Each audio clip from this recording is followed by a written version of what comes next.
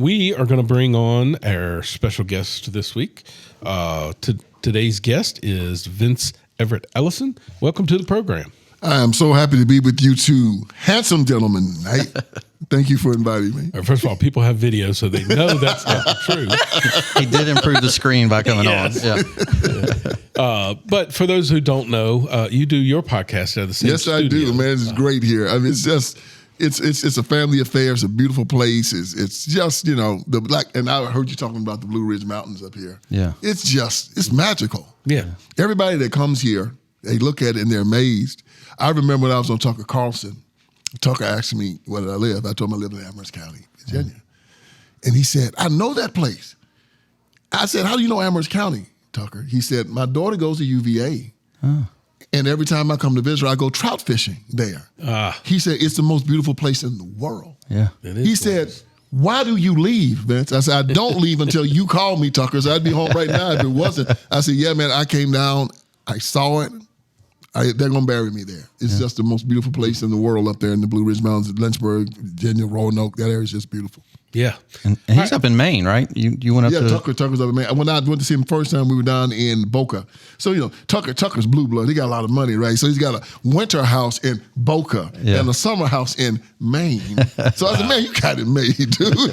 So at that time, I was down in Boca, but I've been on his show in person twice, and I've been on the show many times, you know, podcasting and whatnot. So, but he's an excellent young man. He's an excellent gentleman. I really enjoy it. Well, I'll tell you what, I've probably seen on X probably 80% of his interviews, which are fantastic because I love their long form. Yeah. Mm-hmm. And there is no holding back. Yeah. He's so talented at letting the person speak. Mm-hmm.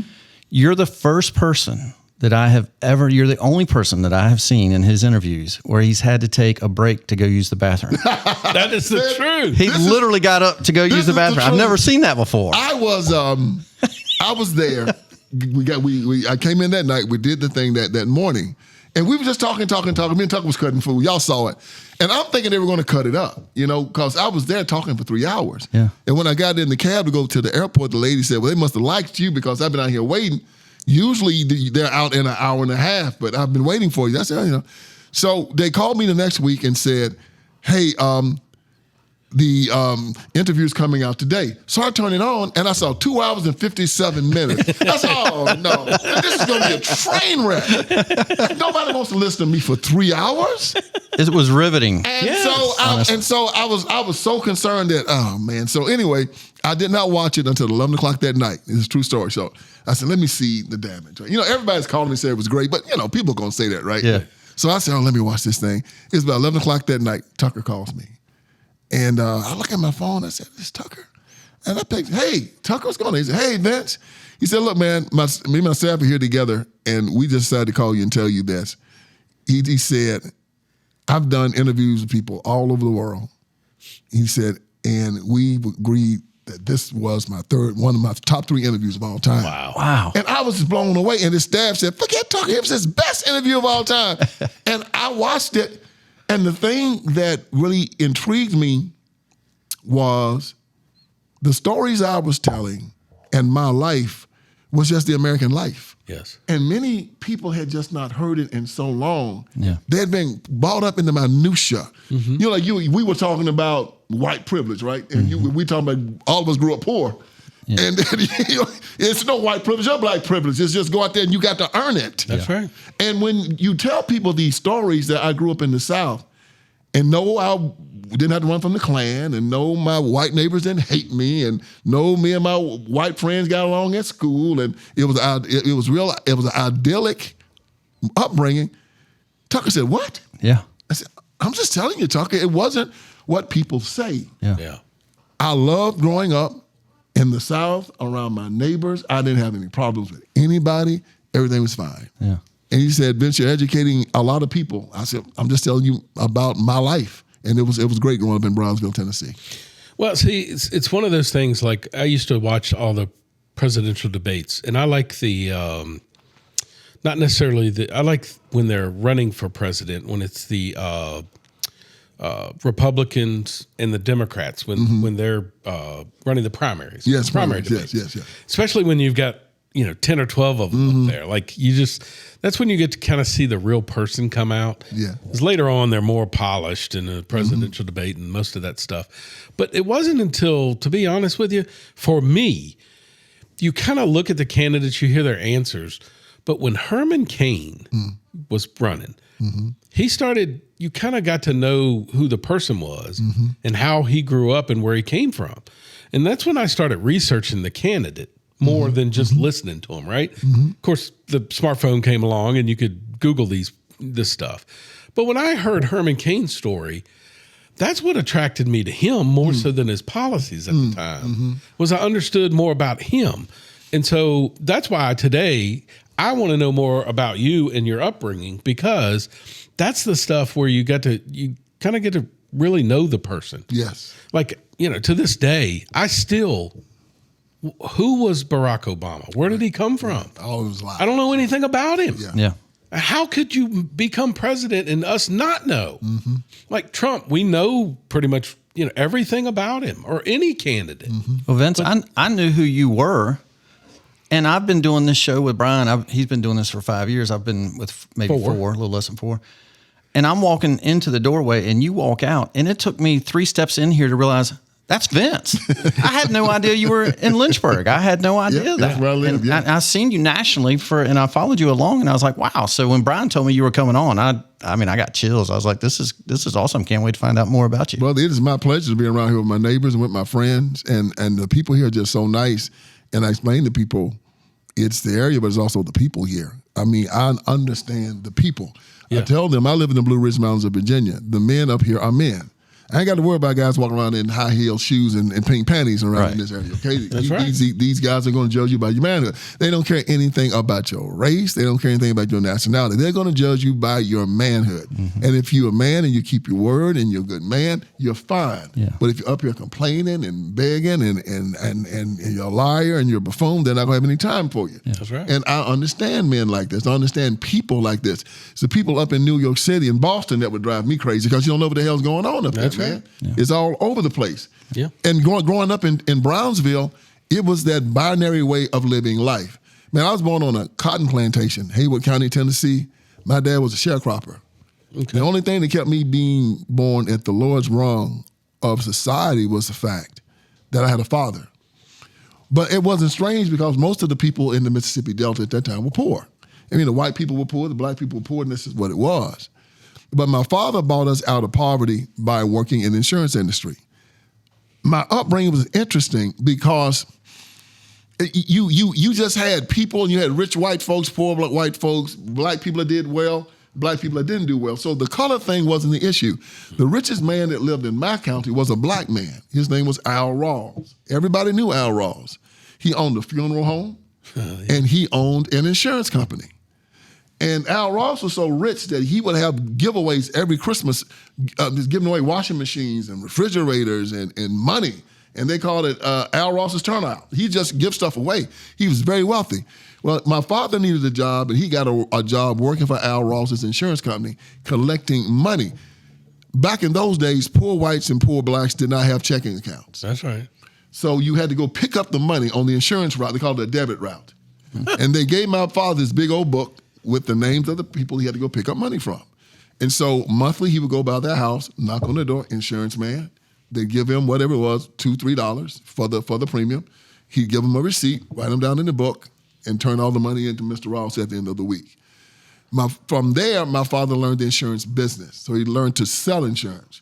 He'd opened up his own insurance agency after that, and he started making money.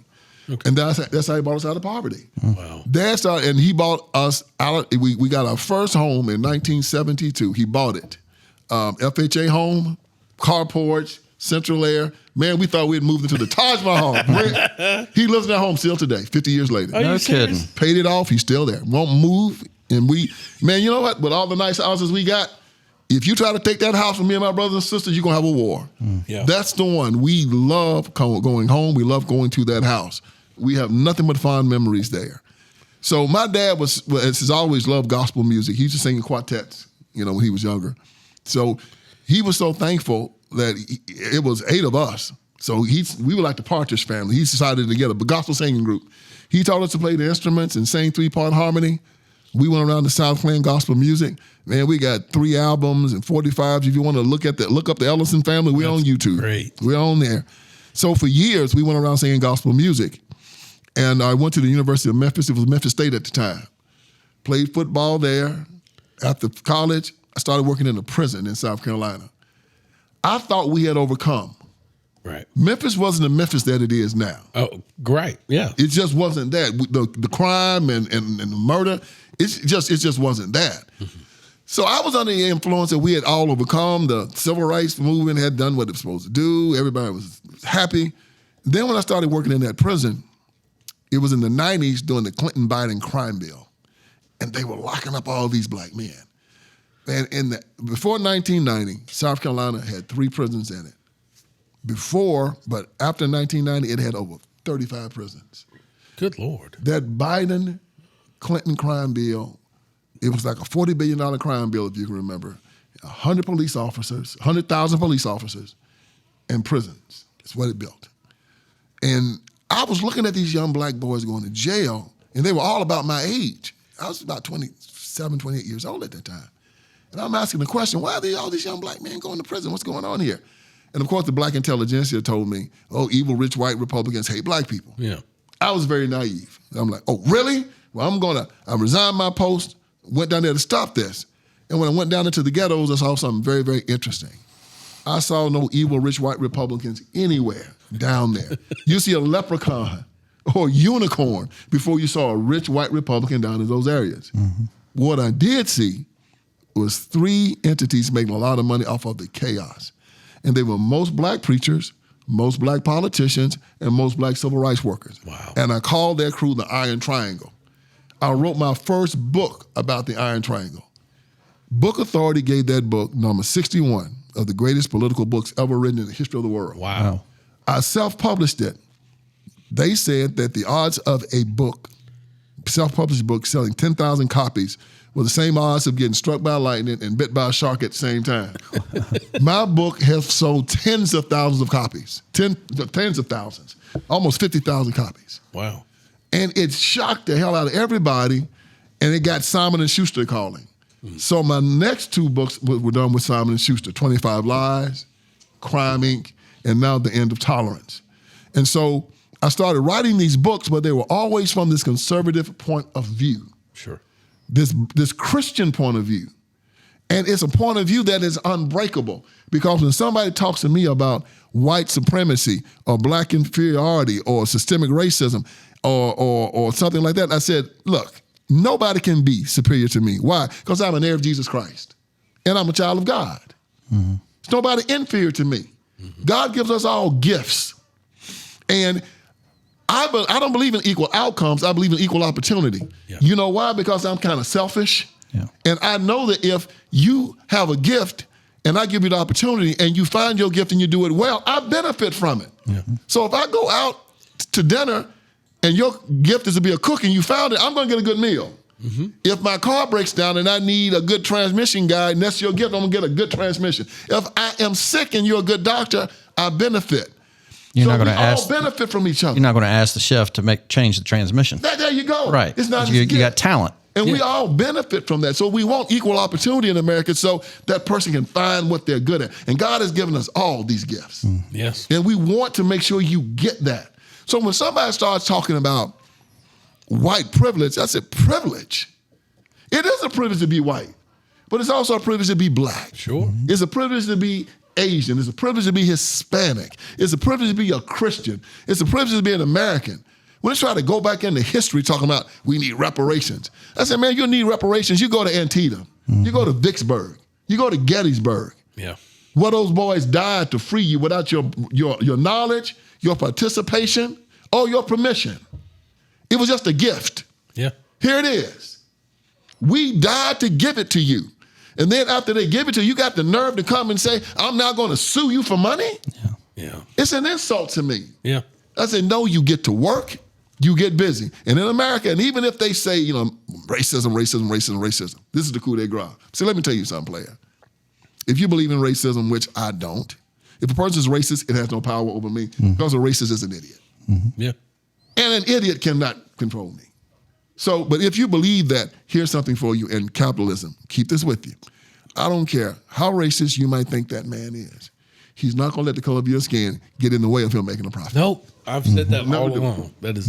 If you are his best salesman on that car lot, he's going to keep you. That's Yep.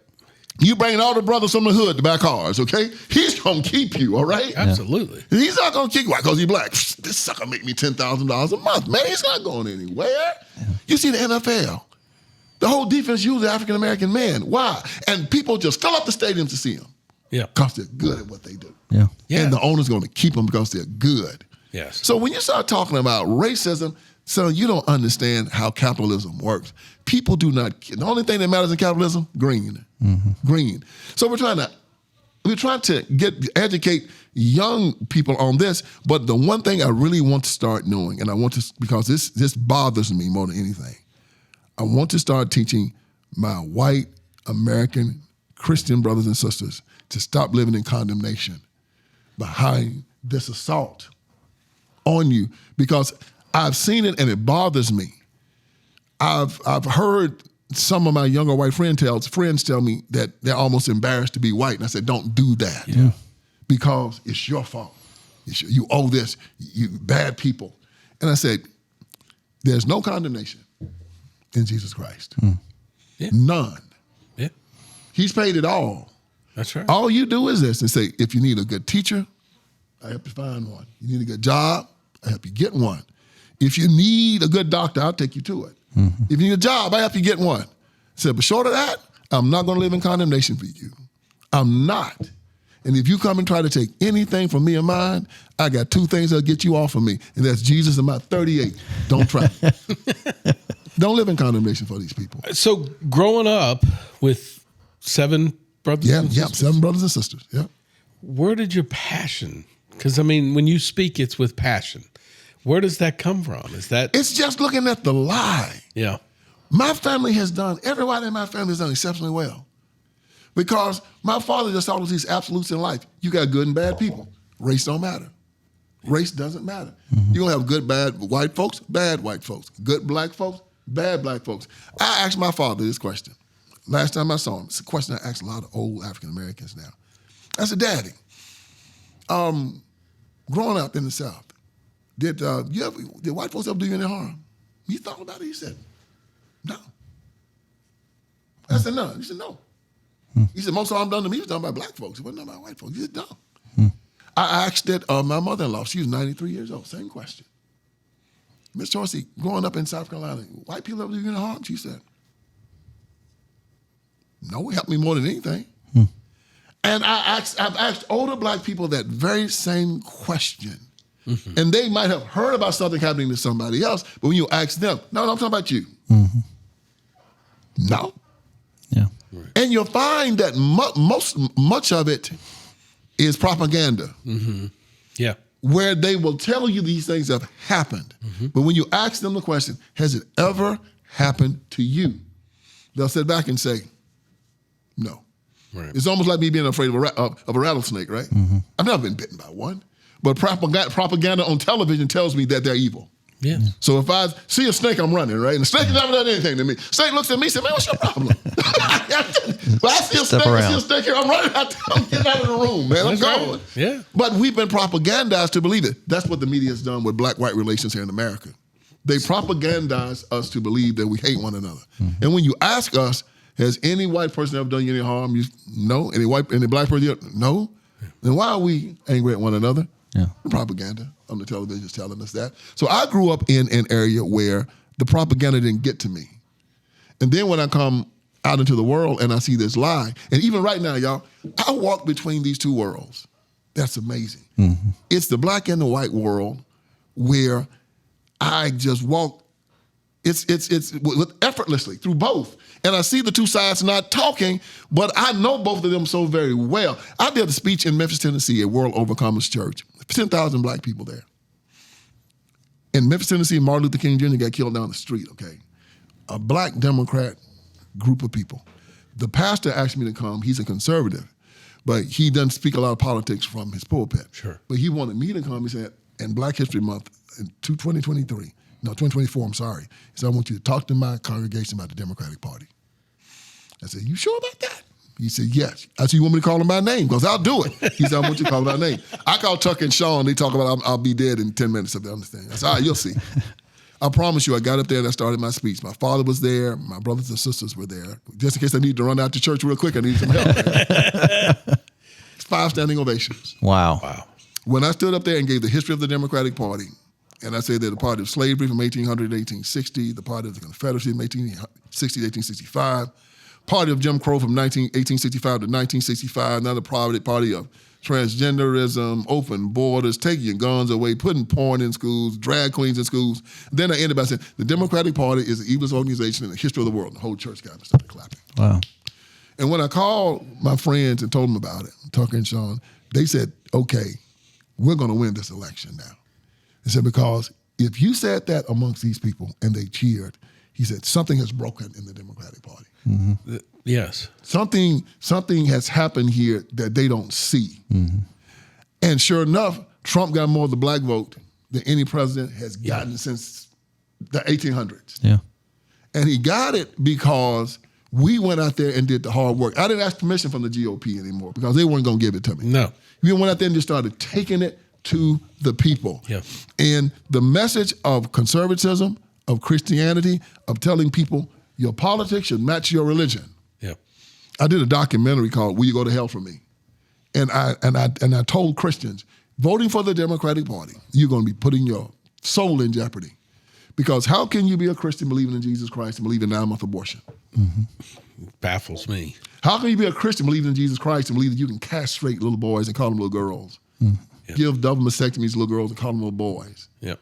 Allow fentanyl across the border that kills over 100,000 young people a year, and sex trafficking across the border, and taking away your right to keep and bear arms. Allowing demented men to go into the bathroom and watch your wife and your daughter urinate. Yeah. Allowing grown men to participate in sports with your children. Allowing them to go into the locker room with your daughter. Right. And shower. Yeah.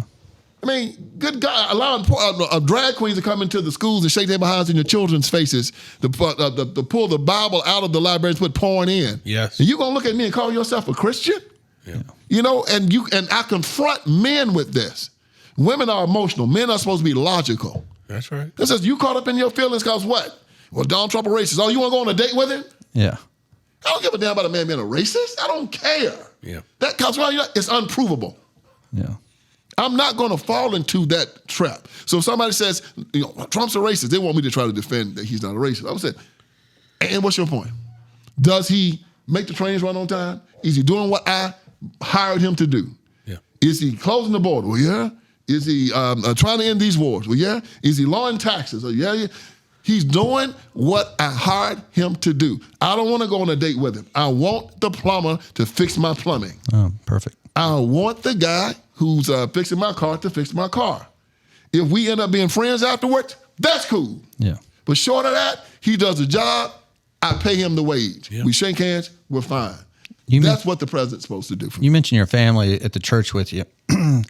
Do you, and maybe just step back a little bit, I've heard you mention your father. Your mother, I haven't. Yes. My mother died of cancer in 2012. My mother, she had a beautiful singing voice. She was a real star of the group. We was her background band, basically. Yeah, mom was a very beautiful woman. Her and dad got married in 1960 and stayed married until she passed on. He was there holding her hand when she passed away. Wow. And but mama was one of those typical Southern mothers, emotional, loves her children, and my dad was that typical Southern man, binary, get the job done, son, or it's going to be hell to pay. Mm-hmm. Yeah. And it was an easy way to grow up because you knew the rules. Yeah. Daddy said he'll have his car back by 10 o'clock. Yeah, amen.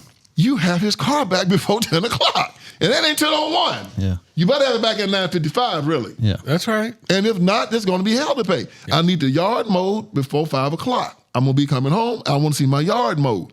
The yard better be mowed. Your room needs to be clean. Mm-hmm. I don't want any grace under a bee coming into this house. It was always these binary rules of growing up. You go to church on Sunday mornings, unless, that's it. Yeah. You go to school every day. It was easy to grow up in that environment. It's not like it is now with gray areas. That's right. And so Dad was that type of guy. He was tough but fair. Yep. And now he's this lovable old grandfather. I said, what was that guy when I was growing up, right? Right. No. But right. he kept me alive. And that's one of the reasons why my brothers and sisters and I are so successful, because we look at this world in this real binary way. Even when I do business, it's not too much of a gray area. Either you did it or you didn't. Sure. And if you didn't do it, you need to have a good excuse why you didn't do it. Mm-hmm. And of course, we got common sense if there was a good reason for it. But life works better for me like that. And, but I just learned it from playing football. So were you the only one in your family that was an athlete, or? No, everybody in the family, all my brothers played.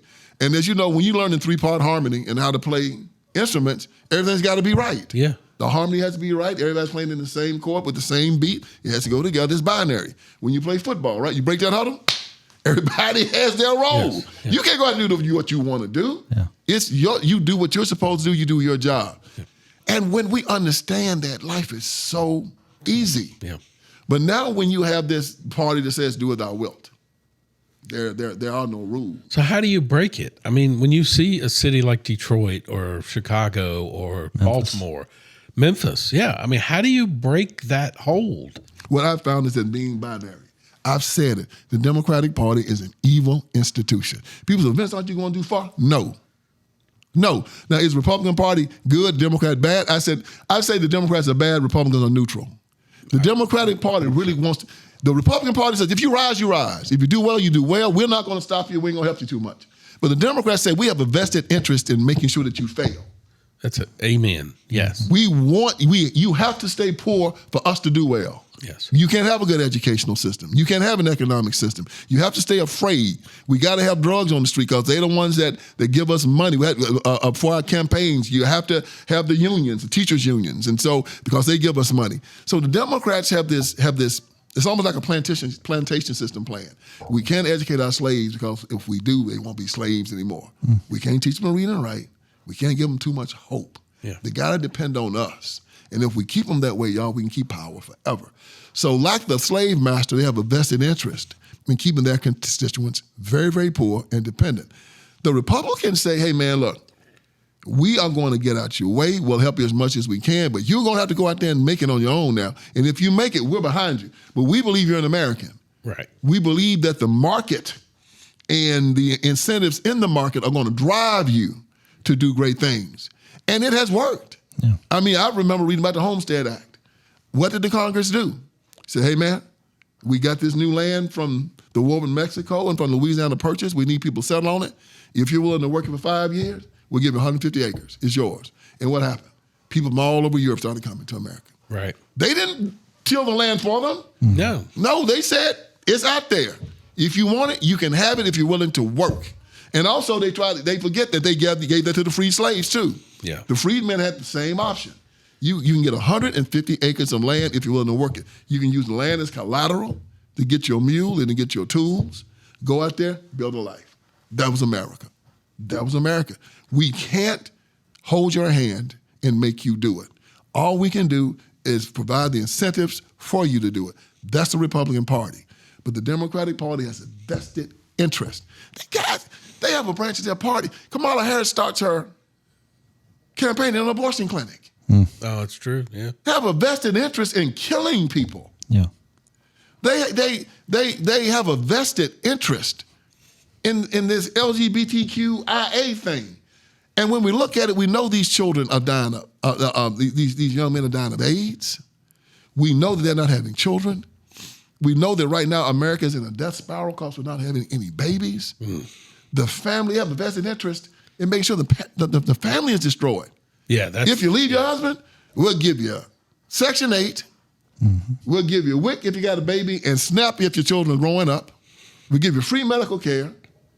I mean, hell, why stay with him? Yeah. You know, we'll give everything you need to leave him. Yeah.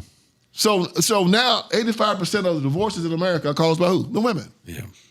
When you speak, first off, the truth And this is why you have the following. This is why you have the standing ovations. People recognize the truth. Charlie Kirk, that's why his crowds were growing in 12 years, that he could have a memorial with 70,000 people.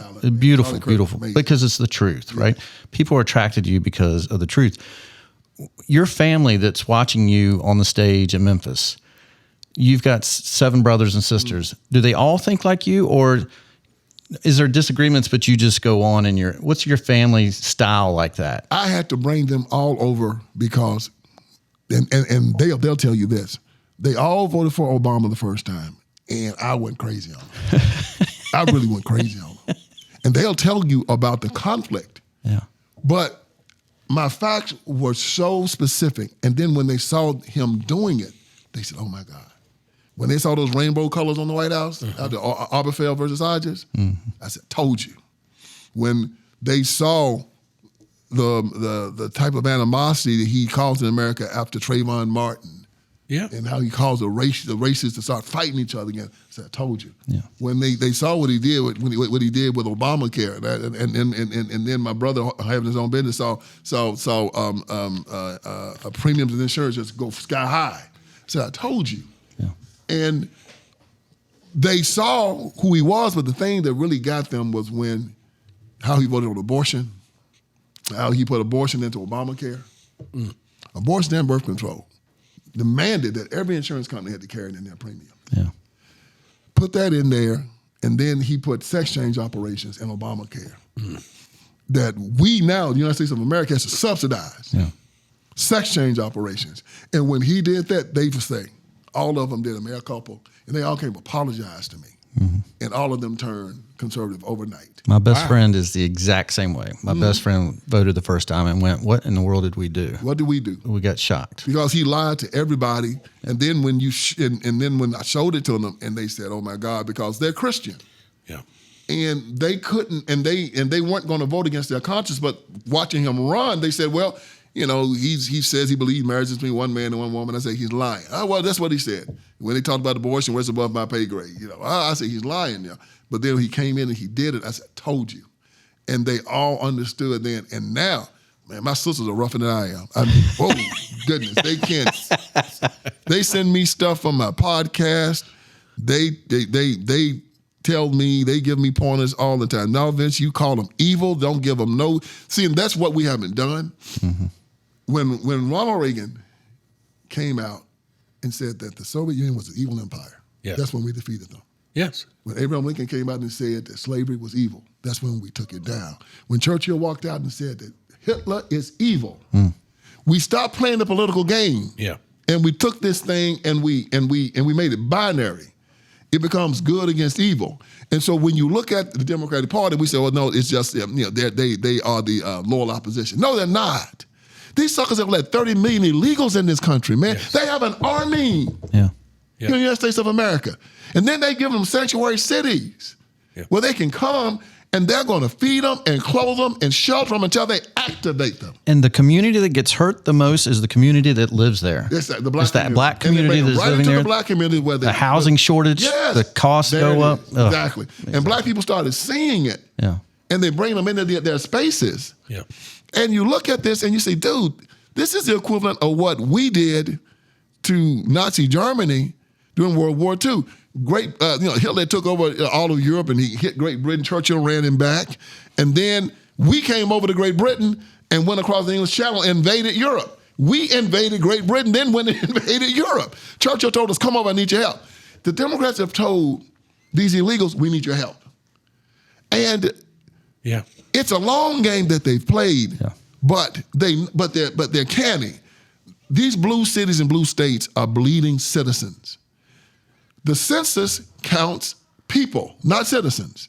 And we didn't know that until just recently. That's right, Donald Trump sued them to try to say no citizens. Supreme Court says, man, the Constitution says people. Yeah. So if they get illegals up there, they get congressional districts.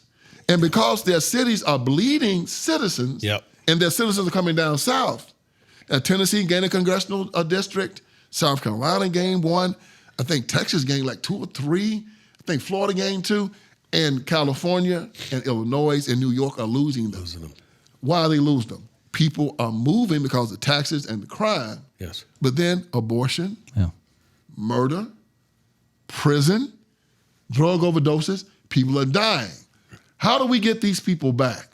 Illegal immigration. And they don't only just get congressional seats. If you get congressional seats, you get electoral college seats also. Yes. So they can determine the Congress and the presidency. And guys, Trenton Bryan, here's the most amazing thing. These illegals have got so much power. They've made the Democrats shut down the government. Yeah. Yeah. The most powerful government in the history of the world is shut down because the illegals told the Democrats, unless you give us free health care, shut the government down. And the Democrats did it. Yeah. Brother, this is strange. Yeah. When you got an alien force that has enough power to shut down the United States government, Yeah. this is extraordinarily frightening Yes. and can hold us hostage until we give them trillions of dollars. Guys, Yeah. the Democratic Party, Now, I like know I said, is an evil we've institution. talked about this before. I think the power that Trump brought when he was the outsider in 2016, because I mean, maybe y'all saw it different, but when I first saw him on stage, okay, is he joking? Is it, but then I think it was his first 6 months in office. That's when the light bulb went off in my head that, man, this guy's changing more than just. You're used to the guy just taking the reins, right? And just making a few Just changes. the next guy. Yeah. He has legitimately changed the party that I've always been a part of to people who can speak, like you said, the truth Yes. back to the other side. Yes. Before, you and I both know the GOP would have caved to anything the Democrats asked. It was a uniparty. Yeah. Absolutely. Yes, and they were as happy to see Trump go as anybody was when he was defeated. Believe me, a lot of them Yes. were. Here's the thing now, and this is interesting. This is not just personal for Donald Trump. This is survival for the Trump family. Trump knows if the Democrats ever get power again, they're coming after Barron. They're coming after his children. They're coming after his grandchildren. This is Game of Thrones now. Yeah. You know how in the Game of Thrones, when you take power, you kill everybody on the other had side not of the thought of line that. for the children and every child. You just sent chills. Yeah, man, he knows. They coming. They are coming. Yeah. Because they tried to get him. Y'all saw what was going Absolutely. on. Man, what? How many? 95 charges on the man. Yeah. 4 trials going at the same time, trying to knock him out. They did everything to defeat Donald Trump, and he won. Yeah. And Trump comes in and let the January 6 guys out. He's driving them crazy. But Trump knows this, and this is why he's tearing up the underpinnings of the party, from the colleges and universities to the cartels that sell the dope on the streets and fund the Democratic Party through these K Street lobbyists up in Washington. Yes. He's pulling up the underpinnings of the Democratic Party right now because he knows that if they get power, even when he goes back into these states now, and this was just a master move, and started drawing the congressional districts before the census count. I'd never seen that before, but it was genius because he knows if they ever get power, the first thing we all know is that they're going to do is try to impeach him. Yeah. We know that. Yeah. Just like they did the last. They don't care if it doesn't pass in the Senate. They're going to try to impeach him, and then if he's still alive, they're going to probably put those charges back on him again. The Jack Smith charges and all of them. Yes. They're coming at him again. They're going to try to put the Tish James charges back. They're coming again. Yeah. Trump knows it. Yeah. And so he's saying, guys, this ain't about me right now. I got about a little over 3 more years to go.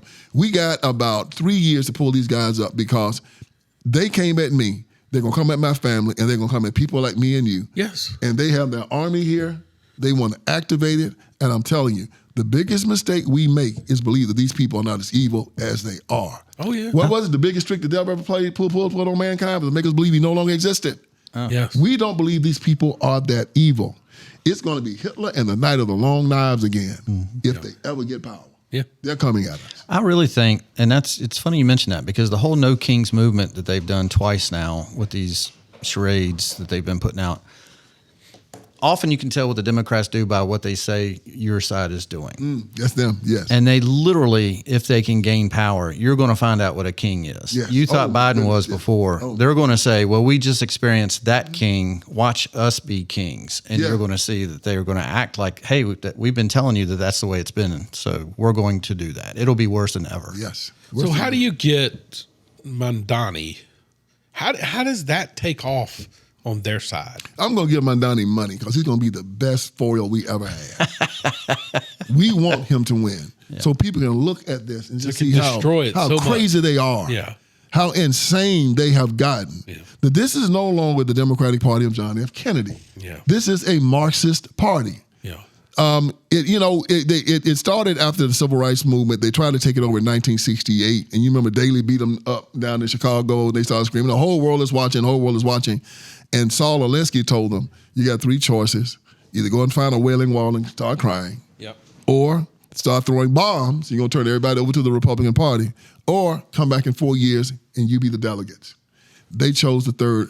And they came back in 4 years and went to Miami. And they took over the party. And it was the first time that the party had abortion on the plank, LGBTQ on the plank, all this crazy stuff. And Richard Nixon destroyed them in that election. Well, they had something they did to Nixon what they tried to do to Trump. Yeah. Yes. They put Watergate on it. Mm-hmm. Got Nixon kicked out. Then Jimmy Carter comes in after Gerald Ford, as you know. Yeah. America still rejected them because then we got in Ronald Reagan. Yeah. And if George H.W. Bush hadn't been such a pansy, we'd probably still kept it. We wouldn't have to deal with Bill Clinton. But he came in, read my lips, no new taxes, and they kicked him out.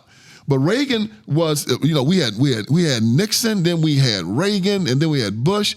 Clinton comes in, George Bush II, everything just went on wrong in his, from 9/11 to Katrina to the housing crisis. So we never got a chance to see what he could do.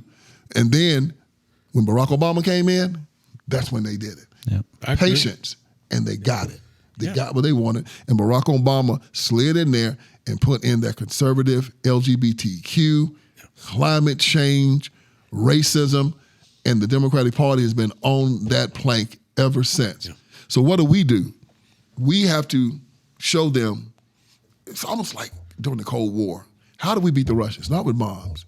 We showed the world that our ideals were better. Yeah. Yeah. They said what? They said that Coca-Cola, blue jeans, and rock and roll beat the Soviet Union. Yeah. They would look on TV and see us Americans just having a good time. Yeah. And we have to show the world again, you guys got ghettos. We have suburbs. You guys have terrible government schools. We have great choice. We have charters. We have private schools, and our children get a great education. You have broken families. We have intact families out here. Yes. You have chaos and you have criminality. We have God and we have order. Mm-hmm. Young man, which life do you want to live? Yep. As a young man in Brownsville, Tennessee, I could watch the TV and understand which life I wanted to live. Mm-hmm. And I molded myself to live that life. Yes. We have to show them again that they can have that life in America. These young people, these young children want that life. We have to show them again, you tried the swingers life. You see what it got you? Yeah. You tried government dependency. You see what it got you? You tried the gangbanger life and the hip-hop life. You see what it got you? Come to this side. Yeah. So if we do a comparison and contrast, we talked about the American dream going up. We boys watching it and said, that's what I want. Yes. I want my house. I want my wife. I want my car. I want my children. And we all believe that if you just believed in the process, and the process still works. The Pew Research Center said, finish high school, don't have children until you're over 21 and get married, and work full time. You'll never, ever be poor in the United States of America. That's right. The process. We have to start selling them on the process again. These children don't believe the process works for them. We have to tell them it does work. I promise you. Try it. It's almost like what we said about Jesus. Try Jesus, right? I promise you it'll work. And people like us have to go around and tell these children again, forget what the gangbangers tell you. Forget what Sharpton and Jesse Jackson and NAACP tells you. This process works. It has worked for me. It has worked for my brothers. Graduate high school. Go to the military. Go get a trade. Yes. Go get a job. Marry before you carry. And you'll live a great life in America. Right. And we have to give them these binary tools again. Yeah. No, you're not. You ain't supposed to be rich before you're 21.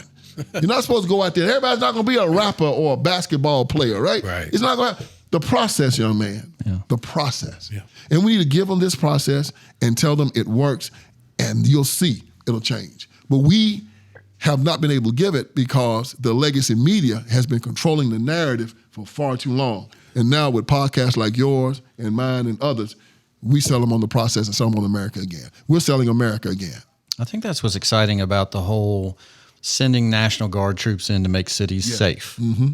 People were actually able to see on TikTok the appreciation that people on the street are living. That they never would have gotten by the mainstream media, or still won't get by the mainstream media. You're so correct. Yeah. But you're so correct. It gets on fire when you see how many people watch that. On TikTok and on Instagram, you see it. And like you said, we would have never seen it. Yeah. It had been left to the legacy media. I played it last week. It was a guy that was on TikTok, and he was just as rough as he could be. In fact, Brian couldn't stand that I brought it up because there was so much cussing on it. But the guy talked about YNs, which I didn't even know what that term was. He talked about YNs. It stands for young N-words. The young N-words.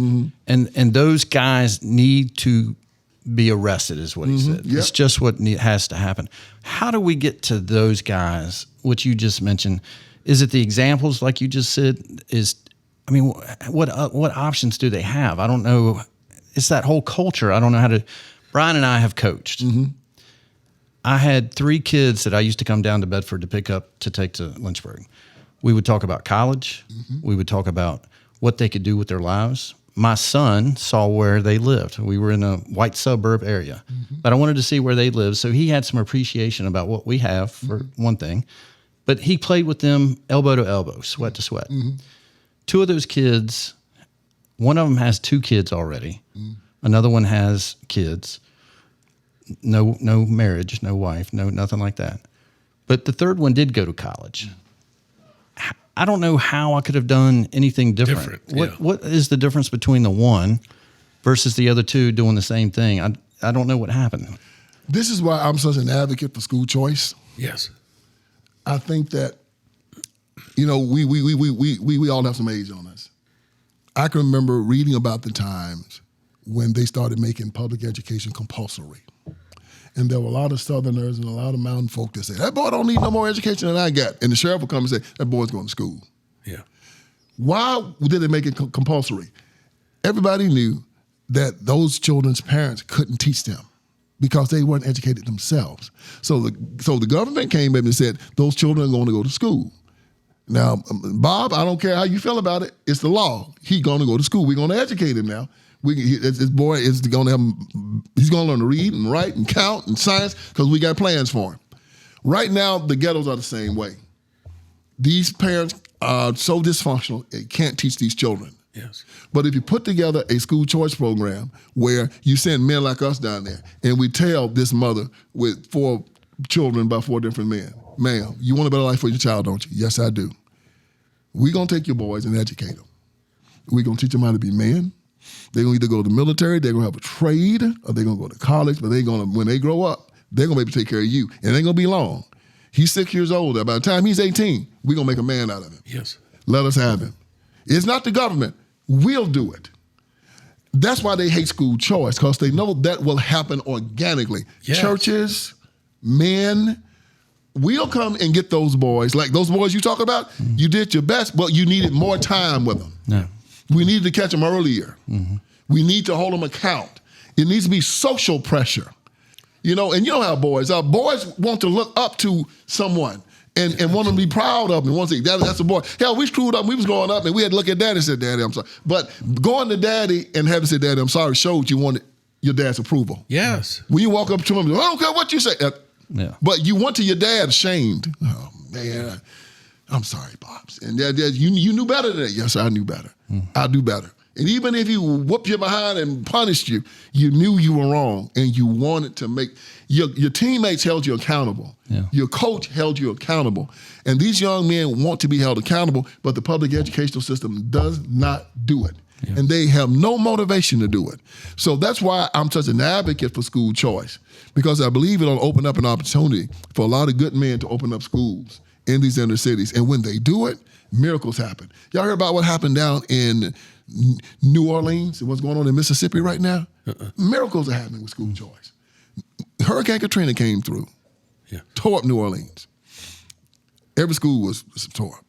And they needed money to rebuild the system. Well, Republicans were running the State House in Yeah. Louisiana, and they said, we are not going to give you a dime unless you put school choice in the New Orleans. Oh, wow. We want charters, and we want vouchers, and we want private schools. They had to agree to it. They fired like 1,700 teachers, built it up, made it more efficient. New Orleans now has one of the best educational systems in the whole United States of America. Wow. Even the Washington Post, I didn't know that. at the 25th anniversary of Hurricane Katrina, had to call it a miracle in New Orleans. Wow. A hurricane had to happen, but it happened. Mississippi was at the bottom of education in America. Mississippi now is in like the top 10. You know why? School choice. Yes. They've said, look, man, they were at the bottom. The conservatives took over, gave choice, and and they ain't just giving choice to white children. Right. All of them get the choice. It's like you want to call conservatives racist, right? You say, well, when you say I'm pro-life, you're not aborting black children either, and we're more concerned about that than it look like the Democrats are. That's right. We're trying to save black children from dying. Yeah. And when you get into the inner city, that's who's dying. Yes. And we're down there trying to save those children. We're trying to give those children a good education. Why? Because our children are going to get a good education. Yes. They're going to go to a private school. They're going to go to a suburban school. We're trying to help you. Why? Because that's the Christian way of life. Yes. That's the American way. And so we fight for these things, not so much to help us, but to help our neighbor, to love our neighbor.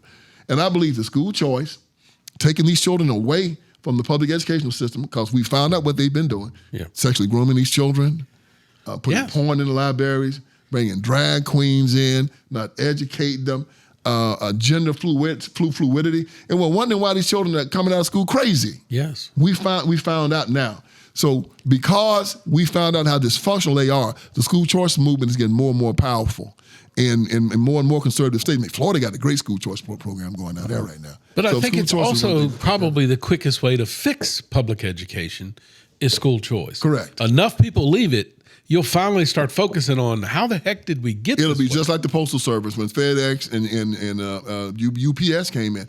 The Postal Service of the United States of America wasn't thinking about doing anything overnight. They didn't have to. Yeah. But then when FedEx came in and started doing things overnight, they had to up their game because they were losing customers. And now they're now they're competing. But they know this. Yes. The teachers unions don't want to lose their power. Yes, They right. control the Democratic Party. And they control the amount of money that they get. Brandon Johnson's about to go broke up in Chicago now because the teachers union said, you're going to keep your word to us. And he's giving these teachers these big time raises. The children still not learning the freaking thing. Right. But they take care of these teachers. The teachers give them 99%. 99% of the teachers union contributions go to the Democratic Party. Yeah. And they keep these, and you don't have one school up in Baltimore that's fluent in math, science, or reading. But yet the superintendent gets paid $400,000 a year. That's the crazy. And these teachers are getting, inside of Washington, D.C., the average income for a school teacher is almost 6 figures now. Wow. And just like unions, what do unions do? They want to get the most amount of pay for what? The least amount of work. Yeah. Yeah.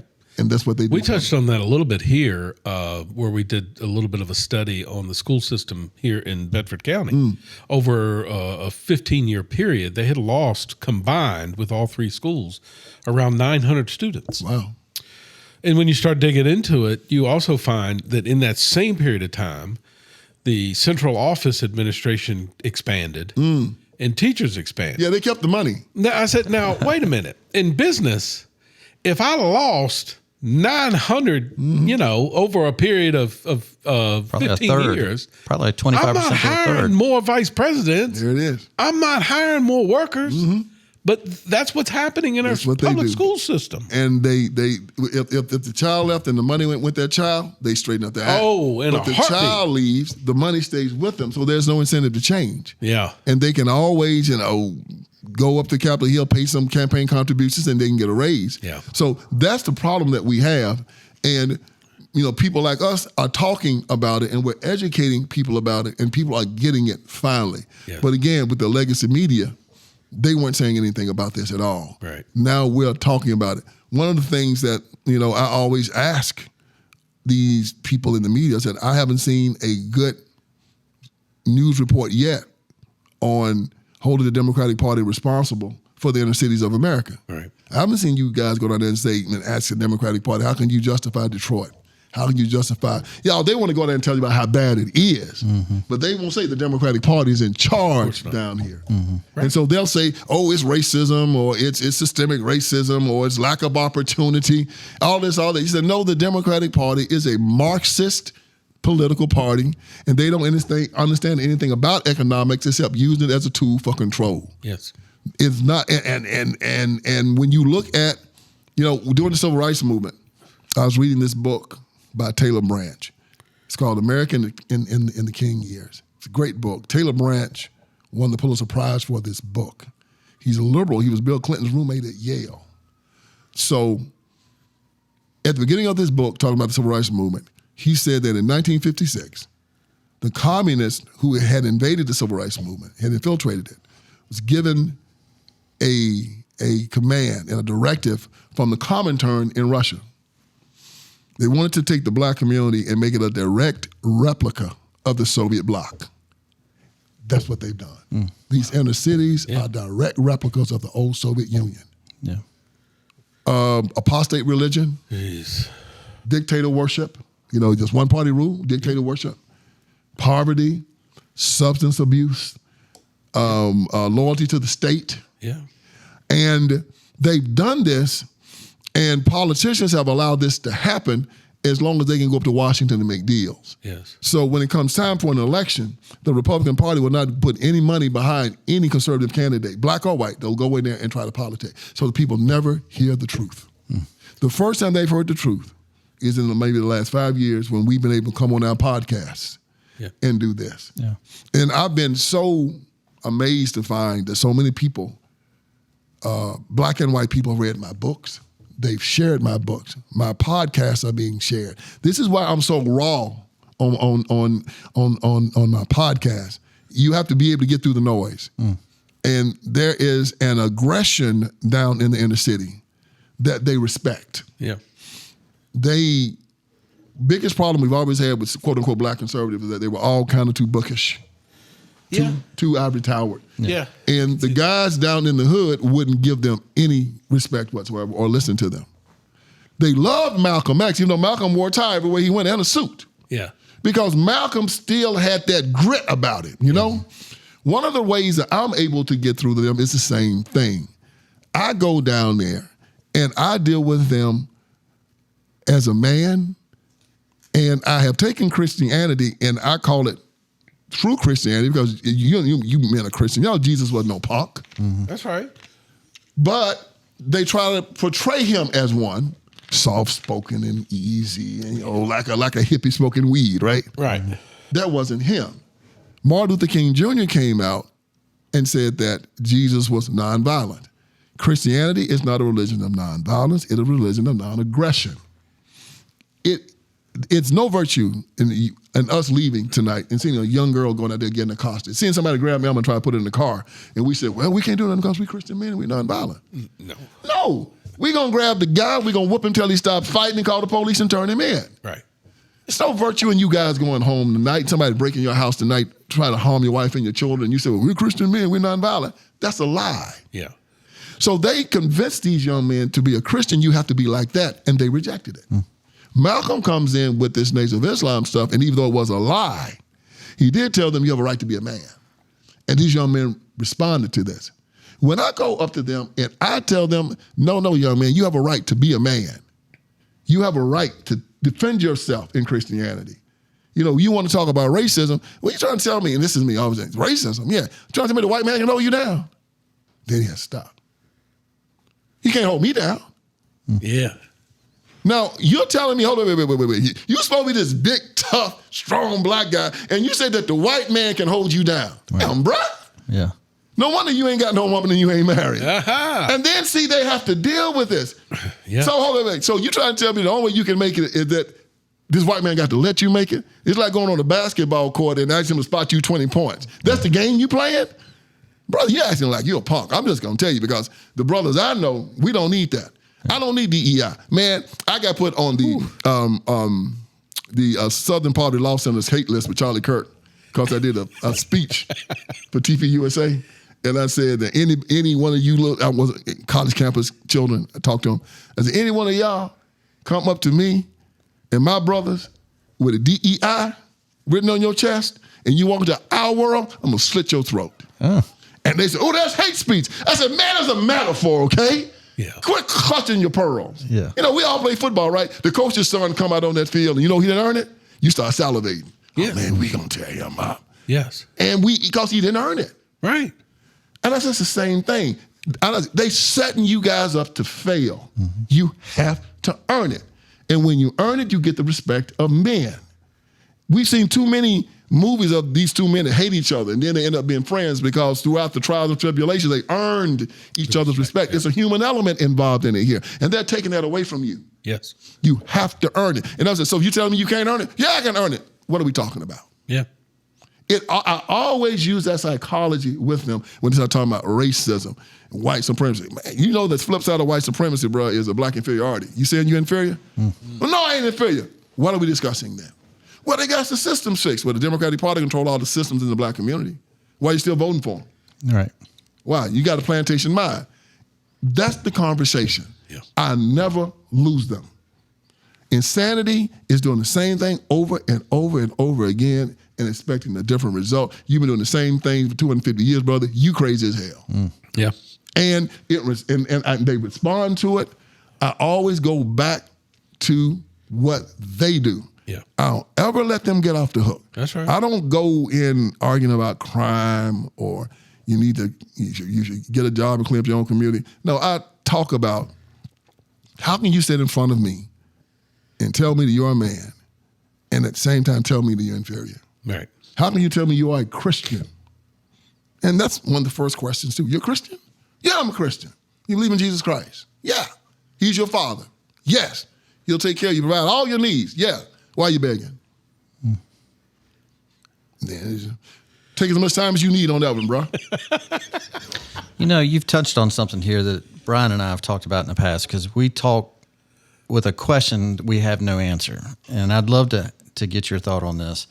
What has happened in the last 20 to 25 years for a disregard of life amongst young men? We watch shows or news stories, and there's just a death, a shot to kill someone. I'm going back to my coaching, but one of the kids that I coached from EC Glass just recently is playing a video game with a headset on in Bedford Avenue in Lynchburg.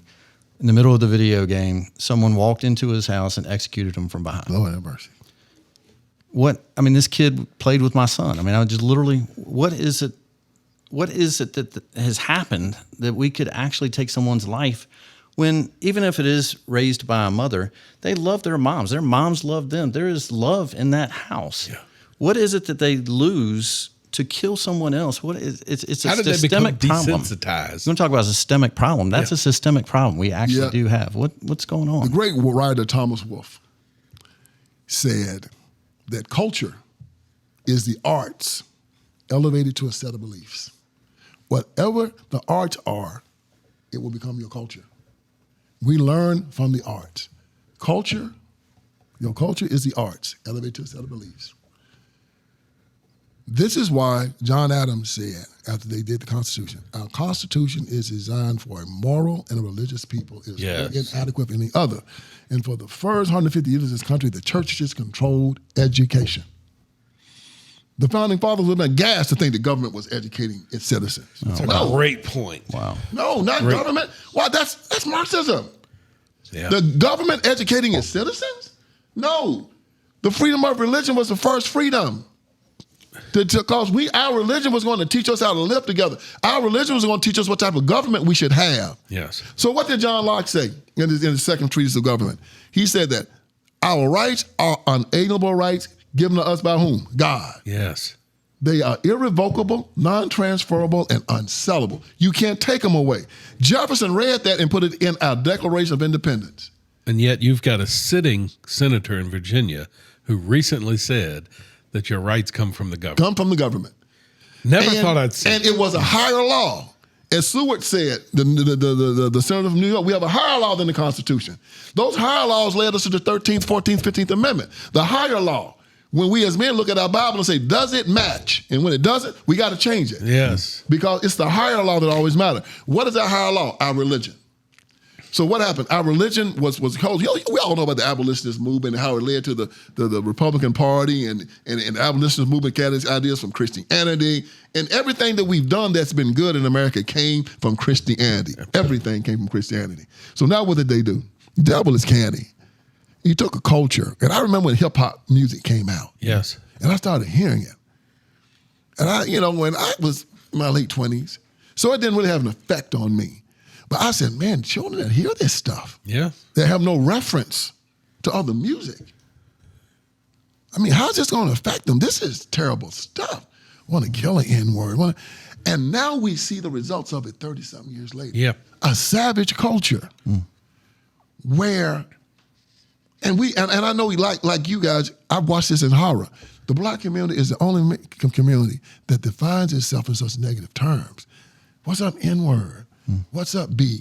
What's up, W? Put it in the music.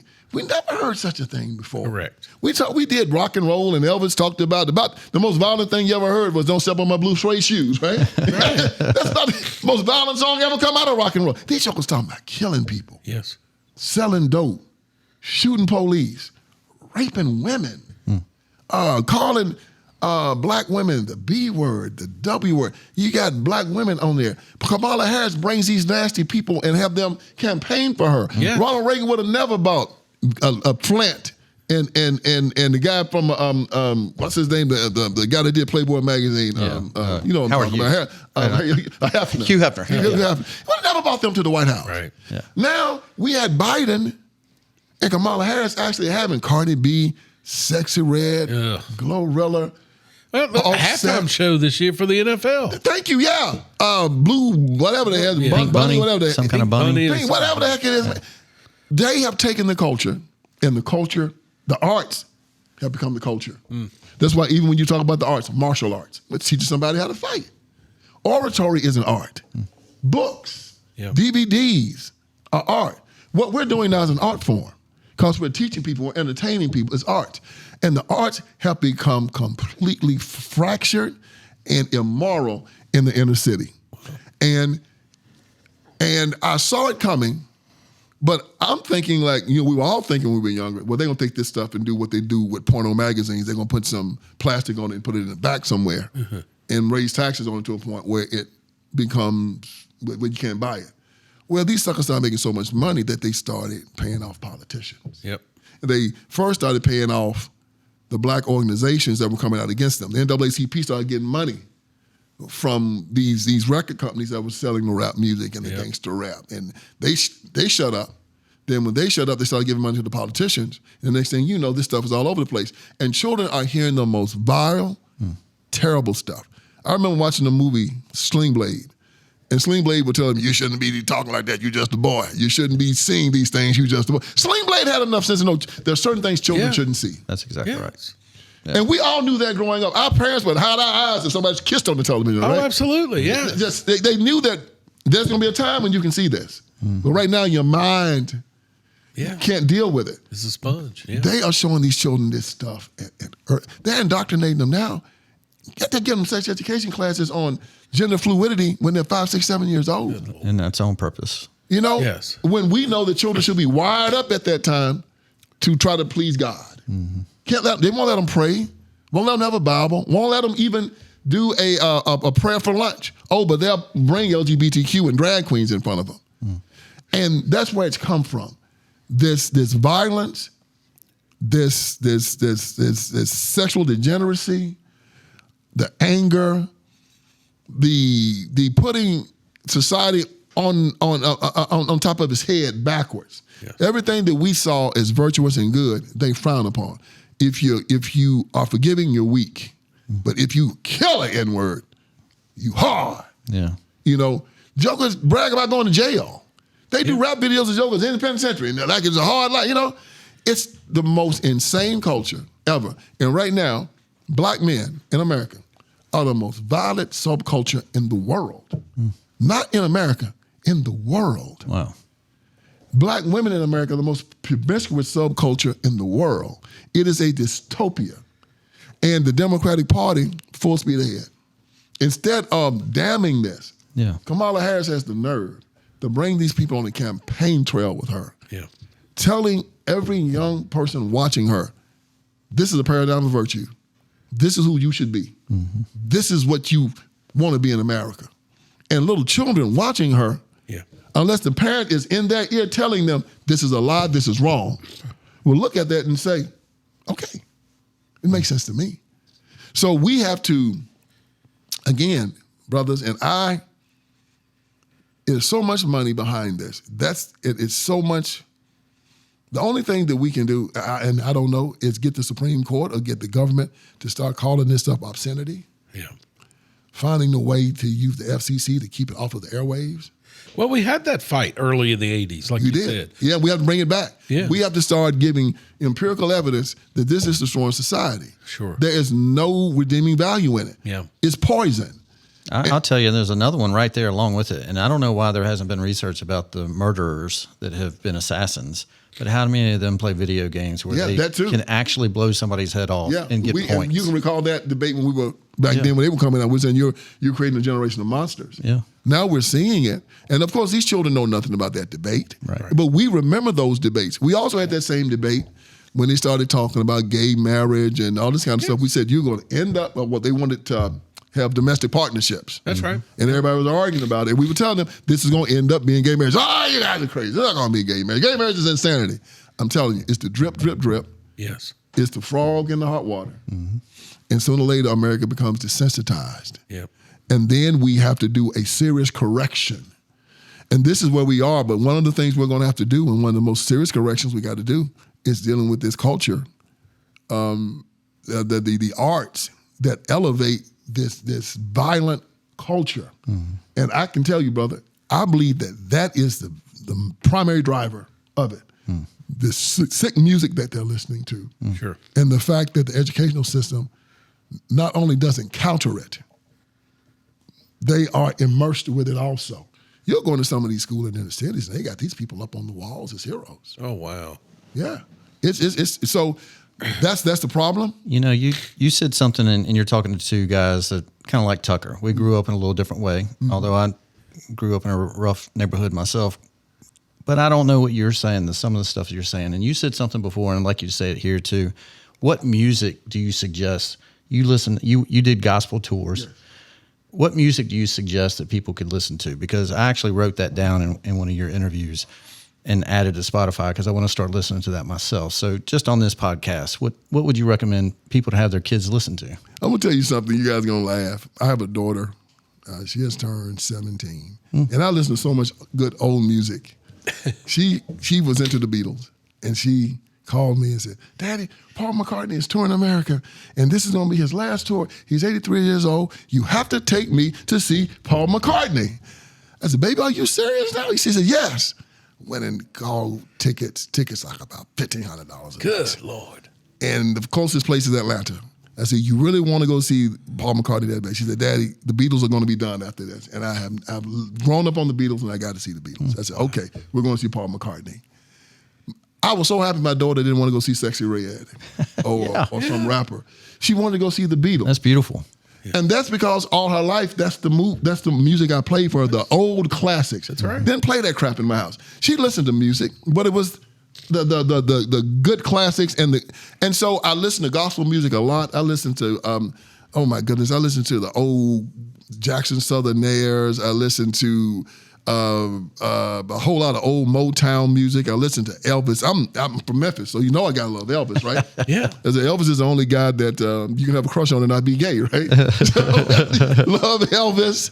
We listen, and I just listen to the gospel choirs. I listen to Tasha Cobb Leonard. I listen to the old Jackson Southernairs. I listen to the Williams Brothers. This stuff just never gets old. Nah. It's old gospel music. And it's the best music in the world. Even Elvis would pull up with a gospel song every now and again. Yeah. Aretha Franklin, they had gospel. The whole Motown stuff was just, it was great. And you know what? And that brought black and white people together more than anything. Yeah. We listened to the same music when we were young. Yeah. And white people liked Motown. We liked Elvis. And it all it brought us together as a community, the music did. Yes. And it was good music. Yeah. You danced to it. It was happy music. I was showing her, they were showing the war in Ukraine, and they showed this bombed out place. And it showed these people in this village. And it was telling the story. The person was taping it. This woman was sitting there, and everybody was sad. And she put on a song by the Beatles. So when I saw her standing there, and everybody got up and started clapping and started dancing. I said, that's the Beatles. Oh. Yeah. That's what it does to you. It's just Sure. happy. Yeah. Yeah, not shooting nobody. It's not about killing anybody. But those people started hearing the Beatles, just started clapping their foot and just started getting happy because it reminded them of a time.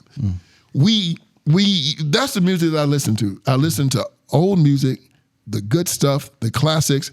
I try to strain through the new stuff. A lot of it is not good. But I listen to Aretha Franklin, the old Motown stuff, the old gospel stuff, Elvis and Johnny Cash. And I love it, and I listen to it every single solitary day. Yeah. And my daughter, and my children grew up on it. And when she said she wanted to go see the Beatles, I said, well, I've done pretty good with you. And she doesn't play that nasty garbage rap stuff. But again, parents let their children hear it. It bleeds into their homes through these things. Yes. And I say it's like when God was walking through the garden after Satan had tempted Adam and Eve and caused them to sin. And when God was walking through the garden, Adam was hiding because he knew he was naked. And God was looking for Adam, and he said, Adam, where are you? And Adam said, well, I'm hiding. He said, why are you hiding? He said, I'm naked. And he said, who told you were naked? Who told you were naked? And you walk into your child's room and they're crying and say, what's wrong, son? I think I'm transgender. Who told you you were transgender? That's a great point. I didn't tell you you were transgender. Who told you that? I think I'm non-binary. Who told you were non-binary? Where'd you get that from? Yep. A snake has got into your garden. They come in through this. Yes. They come in through the TV. Yeah. They come in through the educational system. And you educated your children right. You've talked to them. And somehow or another, they've gotten these crazy, you come in and your child is OD'd on fentanyl. Where'd you get those pills? Yeah. I didn't get them for you. This is the danger we're in now. Yep. Where we got to a place where, when we were growing up, you had one TV and it was in the family room. And mom and dad would sit down there and they knew everything you was looking at. Yeah. And they had to sign off on it. And my daddy had this rule. We get to argue. He said, you got to agree, I'm going to turn the thing off. And we had to sit down and agree about what we was going to watch. Now every child got this. Oh, yeah. Yes. And they're looking at it, and you don't know what they're looking at. No idea. And these dirty satanic people send that stuff to these children. Yep. And before we catch it, the serpent is in the garden. Yep. And you said, oh my God. It's really cool you said this because this is a self thing that I noticed this weekend. So my girlfriend's sons are a senior and a freshman in high school. And we're having dinner with their grandparents. And while we're at the table, they're doing what they always do. They're in the phone, and they're both laughing at the phone. Both grandparents, the grandfather and then the grandmother, later both said, what are you looking at? If you're laughing, the grandfather said, if you're laughing that hard, let me see what's so funny. I was like, they still parent. They're still parenting. They still parent. I was like, it was beautiful. I just watched that. I was like, they're still those parents. And that's, we've gotten lazy with it. We've let these things become the parent. Yeah, it's convenient because we can go do what we wanted to do. They snuck it in on us. Yeah. And now they've convinced us, racism and everything else. You can't make it in America. Oh, and we're older guys looking back. We thought we were done with this stuff. I mean, hell, we got along better than these children are now, right? Yeah. And we came in, we were like the first class after the segregation thing. Yes. And we went to school together, played football together, didn't have no race riots or nothing at the school. We're looking at them 2 generations down, and you guys are acting like y'all arguing and fighting much worse than we ever did. Yeah. It's confusing to me. But now that we know how they work it, I understand it. Yes. And we have the ability now. And again, guys, one of the most disappointing parts of it now, I mean, the black church has really gotten bad with it. And I've said this on my show and I'll say it here. The concept of the black church is archaic. It shouldn't have to exist any longer. The white church doesn't exist any longer. It's one church. Yes. The Church of Jesus Christ. We finally gotten beyond that. You're not going to go into any church around here, whether it be mostly white or mostly black, and have somebody turn you around because of the color of your skin. It's just not going to happen. That's correct. Yeah. And so the whole concept of the black church, and they need to keep that because the black church is part of the mechanism of the Democratic Party. It's part of how they maintain control. And my father told me, as I said, he ran a radio station, a black gospel radio station, and he did a lot of business with black ministers because of us singing in black churches and the business that he did with the black radio stations. I ran for Congress in 2000 against Jim Clyburn down in South Carolina. And I went to see Machine. Yeah. And I went down to talk to my dad about it. And Dad told me something. Never will forget it. I have it quoted in my book. And Dad said, all right, son, listen. He said, you're getting ready to get involved in politics now. He said, all your life I've taught you to revere the church. Not the pastor, the church. And I told you to believe in God. He said, but you listen to me. And my dad grabbed me by my arm and looked me right in my eye. He said, you listen to me. He said, you trust a bootlegger before you trust a black preacher. Wow. And he was as stern and as serious as he's ever been in his life. He said, you hear me? He said, the worst people walking the face of this earth. You don't believe them, don't trust them. You cannot trust them. And it has never been a truer statement my father ever threw it in. Wow. The fact, and it goes all the way back, y'all. MLK, when I discovered the man wasn't even a Christian by our definition, didn't believe in the deity of Christ, didn't believe in the virgin birth, didn't believe in the resurrection, didn't believe that hell was a real place. And I'm saying, he's not a Christian. Right. And then when you look at his lifestyle, the fact that the guy had 45 girlfriends, got involved with orgies up to 20 people, that the SELC was started by a communist by the name of Stanley Levinson and Bayard Rustin.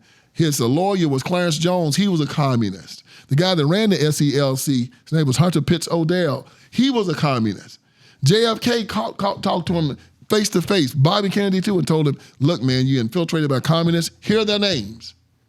Get them out. He said he would. J. Edgar Hoover found out that he didn't.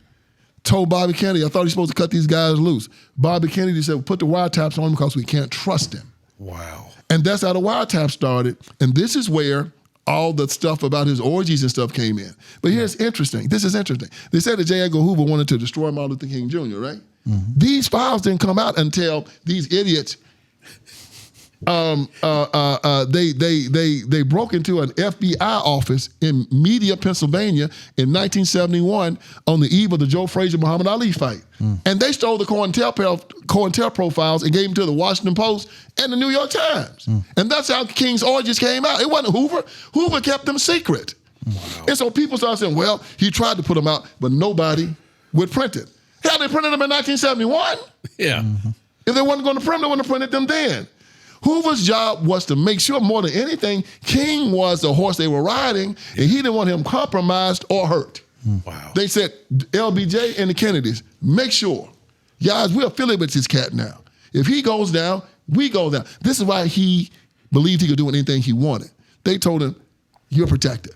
So King was out there, he was Rasputin. Cocaine, running women. The night before he died at the Lorraine Motel, slept with 2 women that night and beat up another one. I mean, he was a wild man. He wasn't a good person, and his message to black people was trash. Walking around in his I Have a Dream speech saying 5 times in the speech, we were not free. We've just talked about our freedom is an able right given us by God. He talked about, 100 years after the Emancipation Proclamation, the Negro is still not free. I was born free. Telling me I got to go to government for my freedom. You don't go to government for your freedom. You deny government to come take it from you. That's why you have the Second Amendment. Yeah. You don't give me my freedom. So if the government walks up to me and says, Vince, you free, I'm like, hell, I know. And what? Yeah. And? Yeah. You didn't give me my freedom. I've always had it. Yeah. And I say, you want me to Vince, that card there's yours. I know. So it wasn't the Civil Rights Act that got you free? No, I was born free. And they want us to still believe that we were freed by the Civil Rights Act. Even at the end of the speech, what did he say? On some certain day, you'll be free at last, free at last. Thank God Almighty, I'm free at last. I'm already free, Doc. Thank you. Then he walked around and he said, When will we be satisfied? We will never be satisfied, not until righteousness rolls down like water, and justice rolls down like water, and righteousness like a mighty stream, right? That's a fancy way of saying never. Yeah. That's Trotsky. Never satisfied, continuous revolution. 60 years later. Still doing the same thing. Doing the same thing. Wow. Never satisfied. What did our Bible tells us, y'all? Jesus said, my peace I leave with you. I'll give you peace that transcends all understanding. Yeah.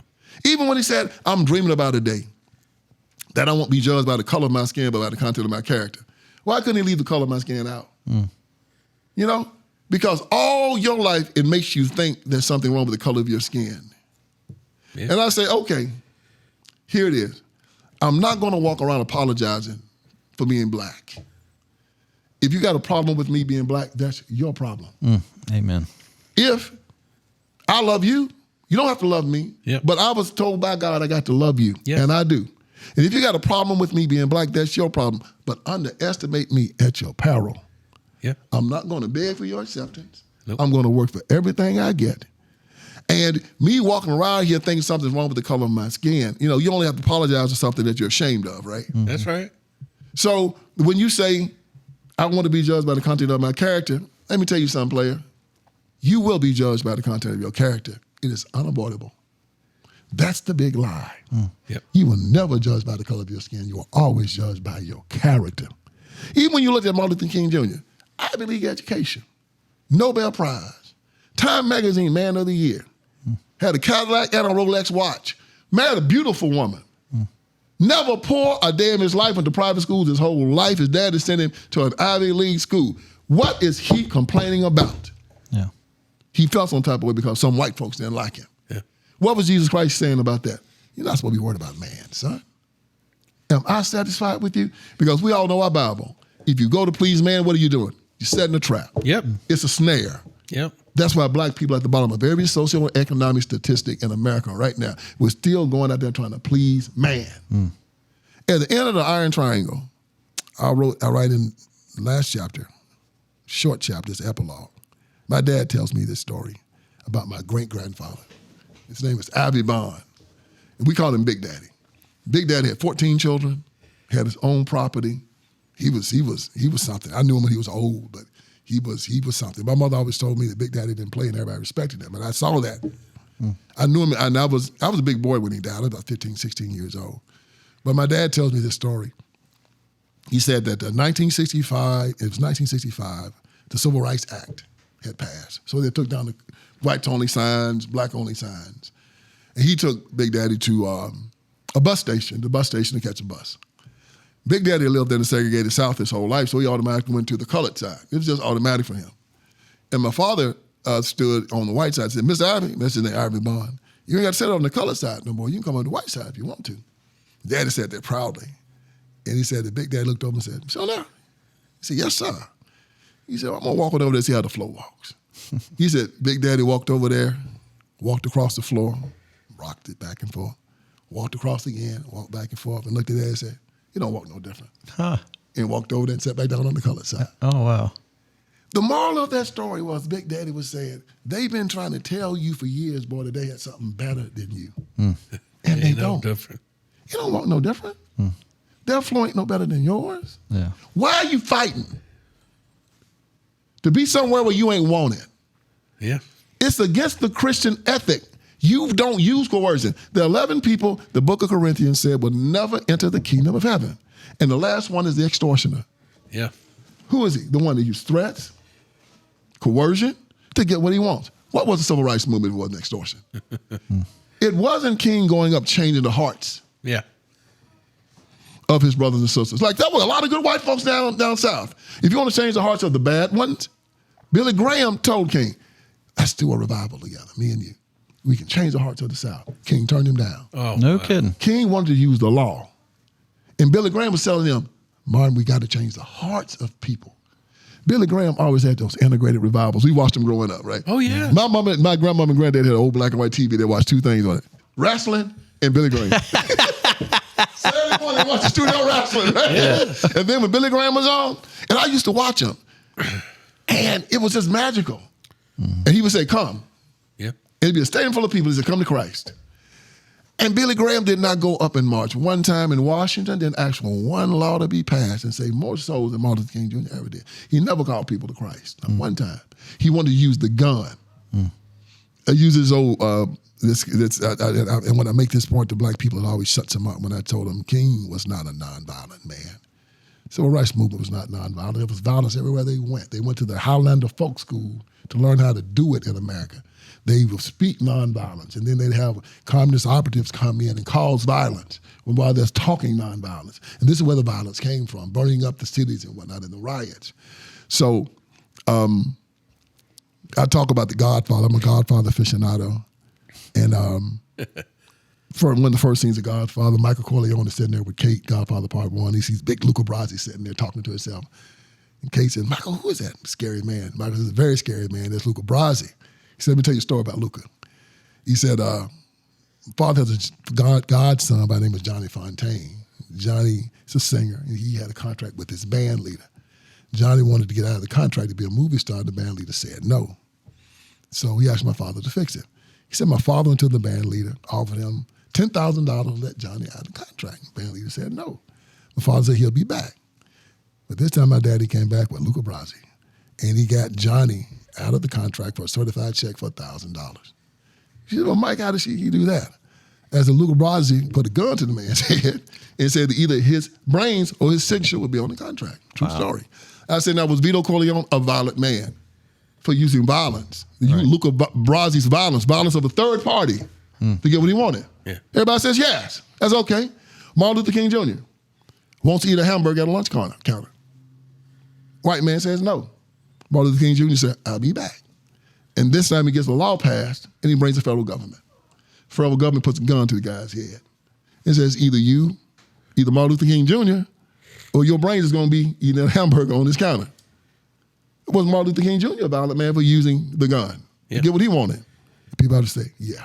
I said, he used violence because the Christian way, the Jesus Christ way, changed the hearts. Yep. He never used Rome, and he never told his disciples, go march, go beg Caesar to get what you want. Go in those streets, change these people's hearts, change their minds. And that's how we change the world. The reason why we still all have all this racial animosity right now in America is because we try to use the law. Yes. It is the job of the church to do it. Yes. And it's our job to go out there and talk to one another and stop going to the law like Jesse Jackson and Al Sharpton. All they do is march and complain and tell the black community that they're owed something from America. Where before did you know that before 1950, black people even called themselves African Americans? They called themselves Americans. Right, yeah. They bought this whole civil rights movement bought the class system and the racial division into America. You look at the arts and the movies and the songs before the civil rights movement, and black people talking about going to war and fighting for war and we're Americans. And it wasn't the white man is keeping me. It wasn't any of that. Right. It was a whole different mindset about who we were. And between 1940 and 1960, the black community had the greatest reduction in poverty in the history of the world. Wow. From 80% to 30% in 20 years. Jeez. The black family was intact. We had 80% of our children been born to two-parent families. Nobody was going to prison and jail. Yeah. There wasn't any drug abuse, AIDS, and then the civil rights movement came in and told us we were victims. And the Marxists had need of us. Right. And Martin Luther King Jr., the civil rights movement turned it over to them. So when I go into the black community and make this argument, they get it. There are going to be some of the old folks that are going to try to make, but the young people, they get it. Yeah. And this is why me doing this has had such an impact. I can do math. And I knew that Trump lost that last election by about 40-some thousand votes in 7 states. Yes. Mostly in the inner city. And if we could change just a few thousand votes in the inner city, he becomes president again. And we did it. Yes. We changed Milwaukee. We changed Detroit. We changed Atlanta. We changed Charlotte. We went into those inner cities. We changed Philadelphia. And I watched my numbers, and I knew whether people were watching, and that's where they were watching. They were watching in these inner cities, and people were sharing, and people were talking, and people sent me comments saying, Vince, you've changed my life. You've changed my mind. I didn't know. thank you, thank you, thank you. And when we watched that night, I was down in Fort Lauderdale with Patrick Bet-David. Yeah. And y'all should have been there. It was like 20,000 people. He had... Maybe one day. Boy, he had a VIP section. It's $25,000, super VIP to get up in there. And so, but since I was there as his guest, I was up in there. I was on the stage with Candace Owens and Dave Smith. It was hot up there, man, because we're in Fort Lauderdale, right? But I was up there till 3 in the morning. I told Patrick when I got on stage, he said, Vince, what do you think will happen tonight? I said, guarantee Trump wins. He said, guarantee. I said, guarantee, 100%. He said, what makes you think so? I said, I see what's going on in the inner cities. Yeah. Black people don't like this illegal immigration. Yes. They don't like the fact that their schools are terrible. They don't like the fact that there's LGBTQ stuff is in their schools. And these black men, more than anybody, is coming out for Donald Trump. Watch what I tell you. And at the end of the day, that's what happened. Yes. So what we're doing is working. We're shaming men. You know, again, when I sit down and talk to him, and he tell me he's a Democrat, I say, oh, well, man, you must be gay. Well, I ain't gay. Well, why you voting for gay marriage, bro? Why are you voting for a party that's going to castrate your son and have him walking around in high heels and with pink panties on? Well, man, you know, as a man, like, don't be playing with me. I've been living a long time. Straight man ain't gonna be going for no crap like that. Bro, you gay, you tell up on yourself. And I'm gonna tell you, any man that vote for the Democratic Party is gay. And boy, until that shames them. Sure. I saw Clay Travis say that today. Name me the most masculine Democrat that's there now. Who would it be? Yeah. Don't have any. I was talking about Kamala Harris's husband. You know? Great point example, yeah. Yeah, man, I say every time I see him, I want to beat the hell out of him. Right. You gonna marry a woman, won't take his name, Yeah. won't take his religion, you know, can't or won't have many children, but gonna spend all his money. Cause that ain't gonna work for me, player. You gonna spend my money, you gonna take my name, and you go to the synagogue with me, okay? And I don't wanna hear no more about it. You ain't gonna get the checkbook. Not even take And my they propped him as the future man. Did you know that? They literally propped him as the guy that everybody needs to be. Man, I look at that guy and say, boy, he makes me sick. But those are the men they like. And so what we do is we just make it binary. Again, binary. Yes. Yeah. Dude, if you're voting for gay marriage, you're gay. No, I'm not. Yes, you are. And I'm going to tell you, player, everybody know it. And I'm going to tell them. You know, I'm going to tell the women, man, you married to a Democrat? A man? Yeah. Well, that's up. Hey, he down low. Yeah. Better look out for him now. You better get him some HIV prep. Because he out there in the streets, bro. So do you think we can get Winsome Earl Sears over the finish line here? Man, we're going to try. They started late. I told these, and Republicans are the stupidest jokers in the world. Yeah. The Democrats are the evilest and Republicans are the stupidest. Yes. I mean, you talk about can't sell $1 for 50 cents. These jokers can't sell school choice. They can't sell getting your child out of school and sexually grooming them. Yeah. That's how terrible they are. Right. So Winsome started about a month ago really hitting the LGBTQ thing real hard. Yeah. And that's finally, right? Yeah. That's the low-hanging fruit. And I've told them they should also hit 9-month abortion. Not abortion, 9-month abortion. It's a 90-10 issue. We're talking, I ain't saying, don't hit a 9-month. Make her defend that. Yeah. Make them defend perinatal abortion where you voted against the Born Alive bill. Where if a child survives an abortion, It's crazy. they're supposed to get aid from the doctor. You voted to allow the child die in the closet. Yeah. You voted for that. Yeah. And I said, and so they haven't hit that one yet. But they did finally start hitting the LGBTQ thing, but they may start hitting it too late. Yeah. So I hope she gets over the finish line. She's closed the gap. Very much so, yeah. But yeah, they're in trouble because they're bringing in the heavy hitters now. Oh, yeah. On the other side, Trump is not very. She don't really have anybody she can call to help her here because there's no Republican very popular here inside Virginia. So I just hope that she can get it through the other side. I tell people who always try to say conservatives are racist. I say, well, explain how Winsome Earl Sears is a supporter is about 90% white. Yeah. And she's running against a white woman that's about as white as Casper the Friendly Ghost. You can't get no whiter than this Spanish. old white man. That's right. The old white liberal. That's, Yeah. I mean, we're tired. And if these people were racist, Winsome Earl Sears wouldn't even be in this fight. Yes. So you got conservatives that will vote for a black conservative. Now look at Tim Scott down in South Carolina. Look at Wesley Hunt. Look at Byron Donald. Yeah. You guys can't. That dog don't hunt anymore. But again, the messenger is the most important thing, and the GOP has been very terrible at sending the proper messengers down there to deliver this message. So, guys, this is what I do. I do a lot of speeches for the Young Americans Foundation. So I go on college campuses and I speak to the young people there.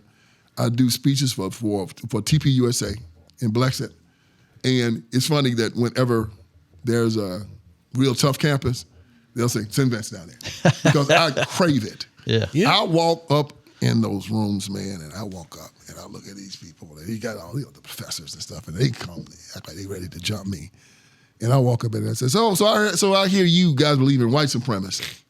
They kind of I said, "Good. Show me the white man superior to me. Stand up. I promise you, we're gonna put that to the test." That's an awesome way. Yeah. And that's all they're gonna say. Stand up. You know what I mean? I'm like, I said, nobody's standing. Isn't that interesting? And so I guess you guys don't believe in it too well after all, huh? And that's supposed to be the organization that's the last administration. Remember the FBI said the white supremacy was the most dangerous out here? Yeah, white supremacy. White supremacy is like voodoo. You have to believe in it before they have any power over you. Yeah. You know? You walk up to a white man and say, "You're superior to me." You say, "I'm not superior to you." Yes, you are. What can you do with that? Yeah. Man, I'm sitting here telling you I'm not superior to you, and you're telling me that I am. Dude, I don't know how to help you here, okay? Yeah. You can go to, hey, you go to no, hey, Trey, are you superior to this black guy? No, I'm not. Yes, you are. You're like, man, I don't know how to help you, man. Yeah. I'm telling you I'm not superior to you, and you believe it. So, and if you don't believe it, like, we old enough to remember Muhammad Ali. Yeah. How he would, a lot of white men walked into the ring thinking they were superior to Ali, and we got knocked out. Yeah. It's not what he thinks. It's what you think. That's right. You don't try to bring him down. You pull yourself up. Yes. You can't control what happens to you. You can only control how you respond to it. Yeah. And as you tell people about this and tell them about this, and I say, this is a human element. Believe me, men have instincts, and they know when they've walked up and they are dealing with a superior being. Mm-hmm. You might be as racist and anti-Asian as you want to. When you walked in front of Bruce Lee, your mind changed very quickly. Yeah. You knew that Bruce Lee was a guy you didn't want to mess with. Mm-hmm. And you might have these anti-Asian ideologies. When Bruce Lee walked into the room, you said, okay, that's a different type of man right there. Yeah. And that's because we have instincts. So speaking of that, and this is what I would like to get to, and Brian talked about knowing more about you. I can be in a room and know when a guy's much more intelligent than I am. You have mentioned Saul Alinsky. You've mentioned Trotsky. You mentioned C.S. Lewis. You mentioned your background. What is your background? You went to Memphis State, right? Who was your mentor? Where was your education from? Are you self-taught? The history, communism. I have not heard anybody talk about Martin Luther King and communism before. I am an autodidact, man. I study myself. I found out the smartest people in the world are the ones that are self-taught. Yes. The only conservative that is really a blue blood is like Tucker. Sean Hannity didn't go to college. Rush didn't go to college. Candace Owens didn't go. Now, Candace kind of going off the deep end for a moment. Charlie Kirk didn't go. Yeah. Right. You'll find that these people say, I'm not going to spend my time wasting 6, 7, 8, 9, 10 years with their gobbledygook. I'm going to spend that time educating myself. And then they come out with this hidden knowledge that they've attained on their own. And when they go out and they do battle with these guys, just like what Steve Jobs and Bill Gates did, right? They say, guys don't know what you're doing. And they went and changed the world. Yes. And all these guys at Harvard and Yale and MIT, these guys in the daggum garage schooled them because they said, I'm not going to waste my time. What you're doing is archaic. Yes. We know how to do it. That's kind of what we're doing now when it comes to conservative thought. These schools, I remember when I went to the University of Memphis, man, and the first time I ever saw a gay students union. I said, what the heck is that? In Brownsville, this didn't exist. But they would tell us in New York City that we're backwards, we're stupid, we don't know how to live. But we go down in these small towns and we see that there's no crime. Yes. People take care of one another. People. We go to our football games and we clap and we joy and we hoot and we holler, and we get along. Yeah. And then you go to the inner cities and they're supposed to be so much better than we are, and they fighting, they killing, and they hell raising, and we have a more simpler life. And they've tricked us into believing that success is money. And they always try to make you believe, like when you talk politics, they talk about economics all the time. The white community makes so much money than the black community, and the Asian community makes this, and the education. But we forgot about the happiness meter. Yeah. And growing up here, we've seen it. We've seen a guy work a job for 25 years at the foundry and retire with his wife in a small house. It's about 1,000 square feet. And they have their children and their grandchildren come on the weekend and they barbecue and they watch Virginia Tech play football and go to Liberty University. And they're happy. Yes. And you have all these rock stars out there shooting up and on crack cocaine and blowing their brains out. And then they'll look at us and say their lives are better. That's about what measure? Yeah, there you go. By what measure is your life better than these good people that I know up in the Blue Ridge Mountains of Virginia who will, during this time of the year, they'll go in their garden and they'll pick and they'll leave some corn on your doorstep. Or they'll go hunting and they'll go in there, they'll kill a deer and they'll leave side of venison. So, if they see you on the side of the road pulled over, they'll come and they'll pull you out the ditch and won't charge you no money. Just good people. Yeah. Instead of if you have to walk to go to the store at night and they're in the city, you get shot or you get raped or you get killed. Yeah. They've tricked us into believing, again, and our Bible tells us the love of money, not money, the love of it Yes. is the root of all evil. Chasing it. Put forth the kingdom of God and all of his glory and these things be added to you. Put that foundation under you first. Be a good man. Be a good woman. Learn how to live a good life. If they take everything from you, what type of man are you? And y'all saw that movie, It's a Wonderful Life? Yes. At the end, when he thought he was a loser, and everybody came to his aid. Yep. And it's one of the best movies ever because it talks about a person who lived in a small town. And he had all these grandiose ideas and he didn't make it, but then he saw, he's the luckiest man in the world. Why? I had friends. We have to get back to teaching that again and get away from this ideology, this false idol that they put in front of, this golden idol that they put in front of our children. That means you do whatever you can do, have to do for the money. Yeah. Kill, lie, that carnal pleasure is the thing you used to be after. How many women you slept with, how many jokers you shot, how much money you got. No, go back to love God, love people. Now I'm gonna leave you with this. Yeah. When they say, you ask Jesus Christ, what's the greatest commandment? He said, love the Lord your God with all your heart, soul, mind, and strength, and love your neighbor as yourself. Before you can love you, before that is good, you have to first love yourself. Yes. Because if you don't love yourself, but you love your neighbor as yourself, if you are doing drugs, you're gonna give your neighbor drugs. If you're promiscuous, you're gonna take your neighbor to a strip club. Yep. But if you love yourself, you're gonna say, don't do that. I'm not doing that. Don't smoke. Don't drink. Don't get yourself in trouble. You will then be the face of God. You love your neighbor as yourself because you're a good man. You love God, love yourself, love your neighbor. And we go back to that thing that my daddy taught me as a boy. Never will forget it. Reading my Bible, Cain and Abel. You read the story 1,000 times. Oh, yeah. Right? Dad said, no, there's a hidden meaning in this, boy. What is it? I said, Cain, was mad because God didn't take his offering, and God knew what he was going to do. And God came to Cain, and Daddy said, read this. And God said, Cain, why are you angry? If you do well, will you not be accepted? And I said, whoa. If you do well, will you not be accepted? And if not, sin waits at the door to master you. Yes. But you must master it. And he said, if you do well, son, you'll be accepted.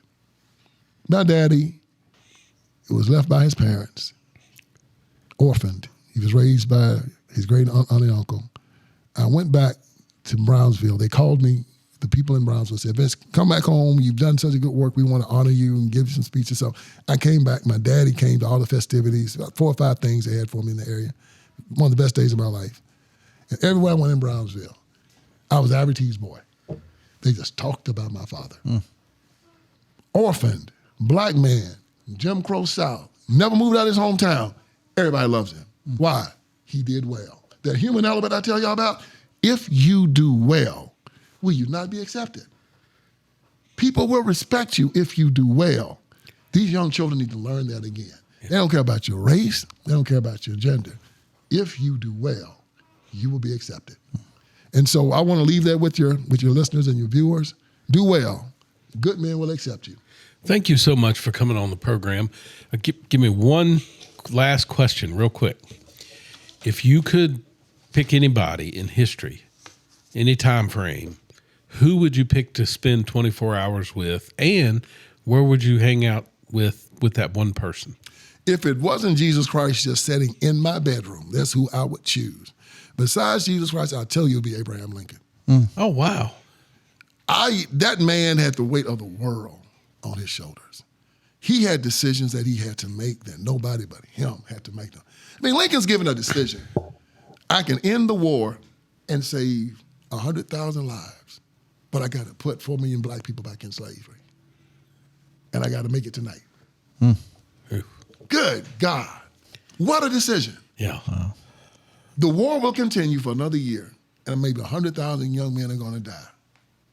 Or I can save these young men's lives, but I have to put 4 million black people back in slavery. Or I can free these black slaves, and 100,000 young men are going to die. Lord have mercy, what am I going to do? Wow. And he has to sit back and make decisions like that over and over again. Wow. And you ask the question, what drove that boy from the cabins of Kentucky, the rail splitter, losing all the elections that he lost, things that happened to him in his life? What made you think that you could win the Republican nomination against Seward and all of these guys, right? And become president of the United States of America? I mean, you were just a one-term congressman. Yeah.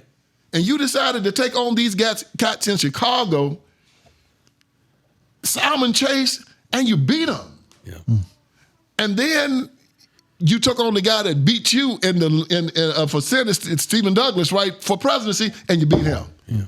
Good God, dude, what was going on in your head? It almost makes you think it's divine, right? It was divine. And you sat back, you just want to get into the head of a man that basically changed the world that people look at. Wow. And did something that was so magnificent. And we all know the story. It came in stages. Yeah. You know, he wanted to just save the Union. He didn't care about who wants to be president during the Civil War, right? Mm-hmm. We'll handle this other stuff later, but right now let's save the Union. But he ushered the country through it. Yeah. It was cataclysmic. We are still suffering from it today. Yeah. But he did it. And the weight that was on that man's shoulders had to be amazing. Yeah. So I'd sit down on one night in my living room and just sit down and have a drink with the rail splitter and just talk to him about his life and what led him from those cabins in Kentucky to where he was, knowing and how he handled the pressure that was on him. It's terrible. Vince Everett Ellison, thank you again for joining us. Man, it was my pleasure. It's fine. I'm glad to come in and sit with you brothers. I knew it was going to be a good time. Heck, all we needed was some Jack Daniels, man. That's right. I'll bring it next time you come. That's right. I'll have it. it. would have cut loose in, huh? Right on. Thank you so much.